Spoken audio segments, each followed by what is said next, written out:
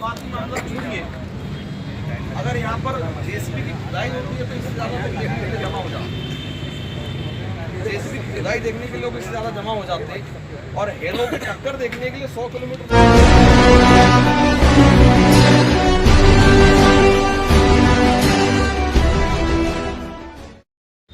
इसके अपोजिट अगर देखेंगे SC ST के हमारे स्टूडेंट के लिए हर तालुका प्लेस के ऊपर हॉस्टल का इंतजाम है।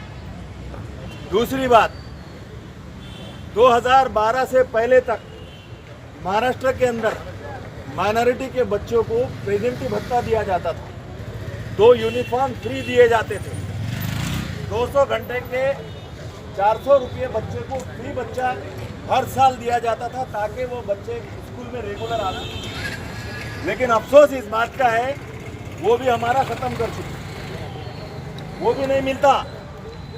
और मैं समझता हूँ जितने बड़े बड़े सियासतदान हैं हमारे शहर के अंदर, उनकी कोई गौर फिक्र नहीं है।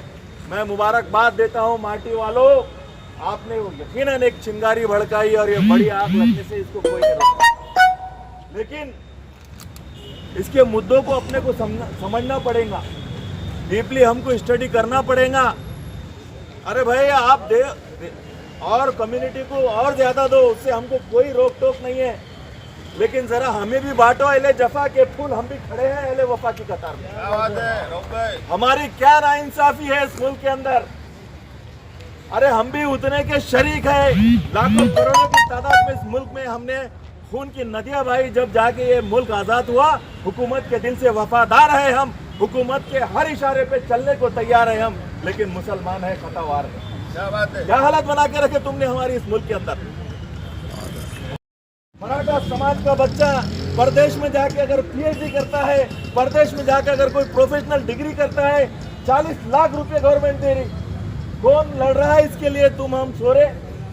दो उनको 40 लाख नहीं 40 करोड़ रुपए दो, लेकिन 4 लाख तो दो हमको। वो 4 लाख भी हमको नहीं देना चाहते आप, और सिर्फ जुल्म और ज्यादती के शिकार बनाना चाहते। अरे हमारे बच्चों का तो मुस्तकबिल बनने दो। तो कभी मुसलमानों की तरफ ध्यान देने का काम नहीं किया। उसकी वजह यह है कि हम सो रहे, हम अपने आप की फिक्र नहीं करते। जब तक अभी जैसा हमारे मुख्तार भाई ने बोले कि जब तक माँ दूध नहीं पिलाती जब तक बच्चा रोता नहीं।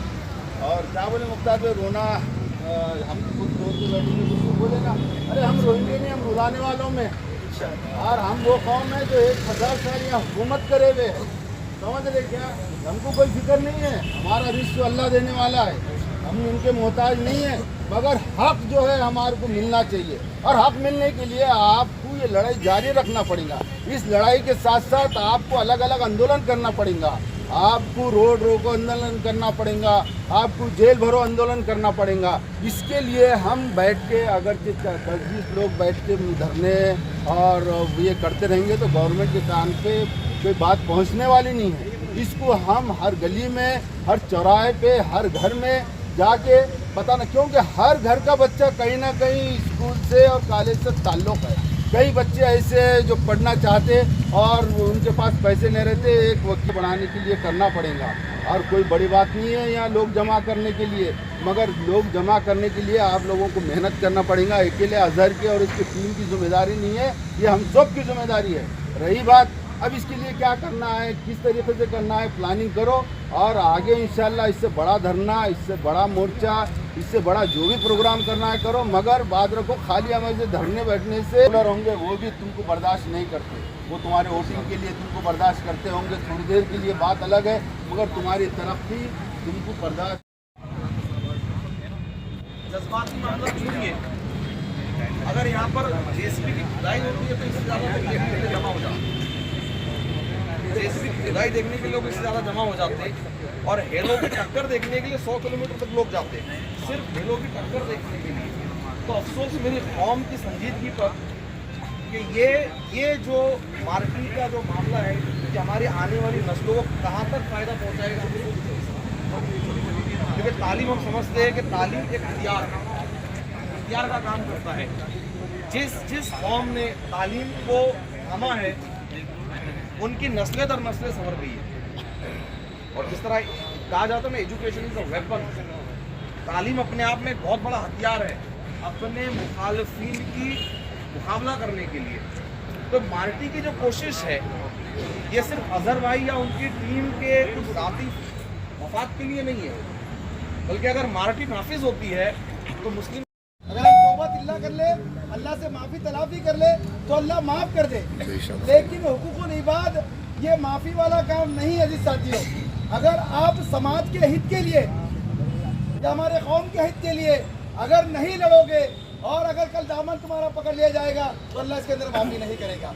अजीज साथियों, जैसा कि उन्होंने कहा कि जज्बाती तौर पर एक आधा जुलूस रहा तो बहुत लोग जमा हो जाते हैं, लेकिन ऐसे मौके पे यहाँ पे जमा नहीं होते।